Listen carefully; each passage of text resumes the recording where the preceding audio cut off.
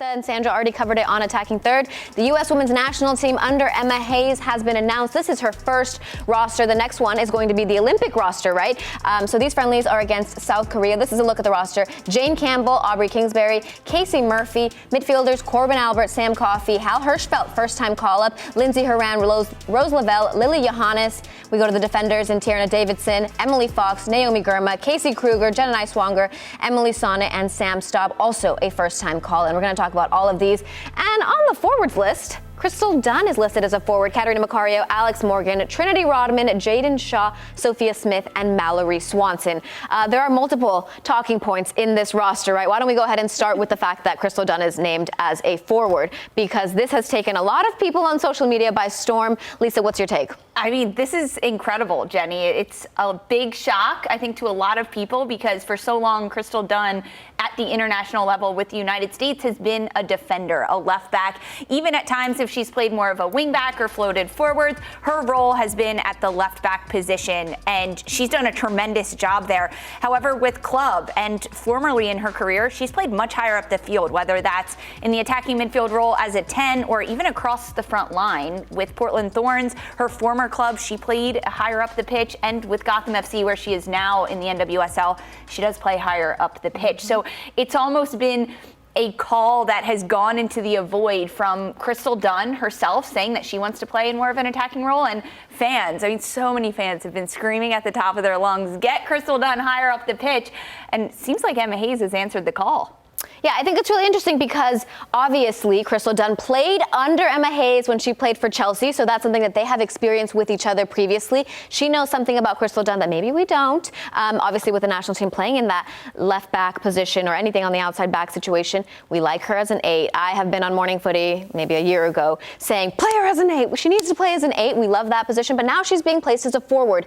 I think that this is strategic for Emma Hayes, right? She comes in with a plan. I think that there's something here. Christine, you're nodding your head. Talk to me. No, I totally agree. We all know how versatile Crystal Dunn is, right? And it's not even a hindrance for her because you can put her generally anywhere. I think that, you know, eyes on, especially recently, even going back to like North Carolina Courage when she was part of that diamond midfield, right, she was really effective there. That was amazing work. But Juan Carlos Amaros, even more recently, sometimes her fluidly as a 9, as a 10, you've seen her play higher up. And I think maybe that has kind of scratched an itch in Emma Hayes' brain that's like, hey, I'm remembering now how good she is when you let her attack. And there's an element for Crystal Dunn's play as to why she's been at the left back position. It's because who's going to beat her out for that role?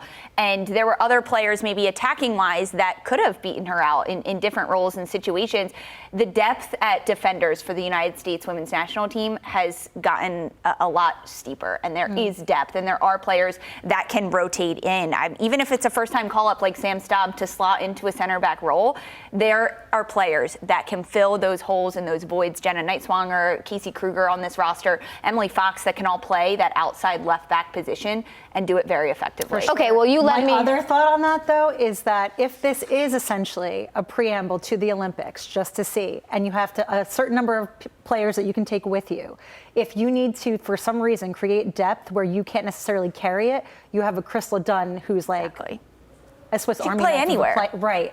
So you're never going to be in the trenches if you need to. If there's a random injury, if something comes up last second, Crystal Dunn. Well, yes, I don't really agree that she likes that versatility as much as people kind of like it for her, right? She wants to be an attacker, and she's like, yes, I can do this for you, but I have been taking the hits here. Crystal Dunn. Yes, in the fact that you want me to play there because I can, but where she wants to play is a little bit different. This is something she's been vocal about, wanting to play higher up. So maybe that's something that Emma Hayes has listened to. One thing that you just brought up is Sam Staab being called in, right? We talk about the center back position. Sam Staab, Iron Woman in NWSL. We've seen how great she is. She goes on to Chicago Red Stars and has also played in every single minute of every single match.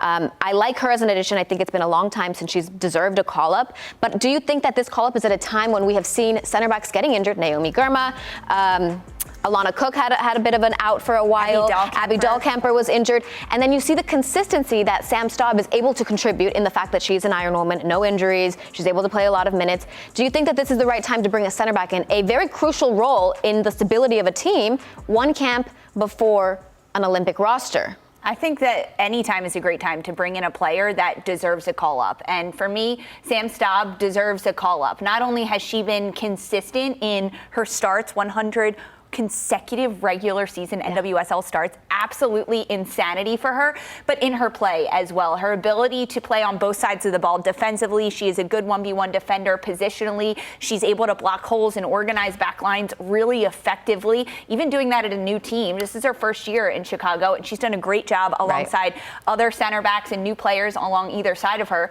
And then on the ball, Sam Staab can break lines with passes. Her left foot is lethal on set pieces, in and around the 18-yard box, corner kicks. Anytime there's an opportunity for long ball services, Sam Staab is your girl, and she's going to play the ball on a dime every single time.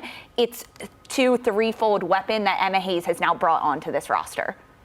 If I wasn't sold on Sam Staab already, I absolutely am now. And if they don't use this in some sort of hype piece where it's just like Lisa with the tape rolling, I'm going to be really disappointed. But no, she's deserved this call up for a while. I think it's nice to see this reinvigoration of the squad. Also, somebody so solid, right? Like you have an expected performance, you know what you're getting, and you know that she's built rock solid. So, I mean, why not? That leads us right into the other first-time call-up in Hal Hershfelt. Lisa, I want to get your take on her because I know you have a little bit more information on her. One of the big things is that she's a Washington Spirit player. When we talk about 2 Washington Spirit players kind of added to this roster, training player Croy Bethune is someone that a lot of people are calling for to be added to the actual roster.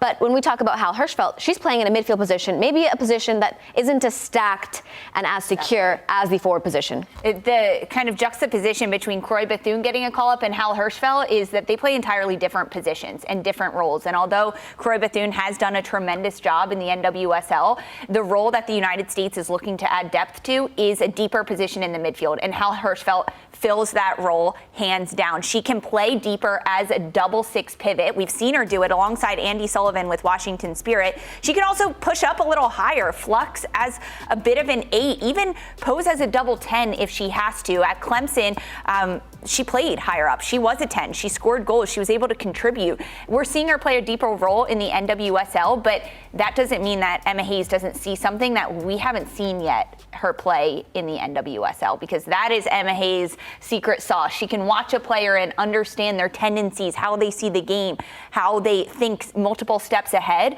and be able to put them in different roles and different positions. And to me, that's why Hal Hershfelt got this call up, because of her ability to see the game, her ability to play on the ball, control the tempo of the game, and frankly, where she plays in the field, a little bit deeper, and she can flux as a double 6, even a double 10 at times.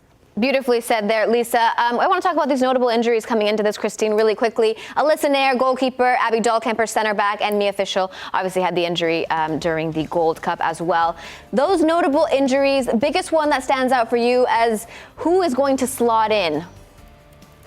I feel like Abby Dahlkemper, big boots to fill, but Alyssa Nair especially, it's just expected that she'll be there. I mean, does it open the door a bit for Jane Campbell to sort of make a reemergence? Sure, why not? But now is the time to sort of hit the gas on that if you want to try to solidify more of a space, right? You hate to see people get injured, but when you do, especially like Alyssa Nair, who's like absolutely unstoppable, now's the time for those other goalkeepers to step up. Yep. I actually really want to see Jane Campbell. That's someone who we've seen in NWSL had such impressive seasons, but then have not seen get that playing time on the national team roster, even though she has been called up. I would love to see her get some time in these friendlies and see what she can do. And you never know what's going to happen with injuries, with rotations, and players that come in and out of lineups. So the fact that Alyssa Nair isn't on this roster, it is due to injury. And of course, wishing her a very speedy recovery. But this is an opportunity now for Casey Murphy, for Jane Campbell, for Aubrey Kingsbury, who really hasn't had a call up in several camps,